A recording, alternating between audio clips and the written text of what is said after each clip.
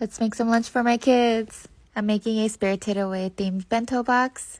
I'm making no face with some rice and use saran wrap to make a bean shape. I'm wrapping it up with some nori seaweed and I cut the excess off with some scissors. Now I'm taking some provolone cheese and making a oval shape for the face. I made some eyes, mouth, and 4 triangles for the face design. Using a food pick, or you can use a toothpick, I'm adding the face design on, and I dipped it in some water so the seaweed could stick to the cheese. I'm adding some rice on the bottom of the bento box, adding our no face right on top. I steamed up some broccoli and I'm adding those in. Also some hot dogs, and now I'm slicing up some carrots, adding those in. Next, I'm gonna use some of the provolone cheese we had left over and cutting flower shapes out of them, putting those in as well.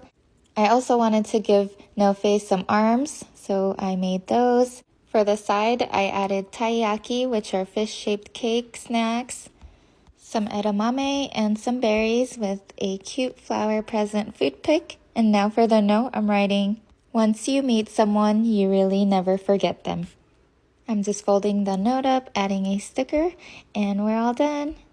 Ta-da!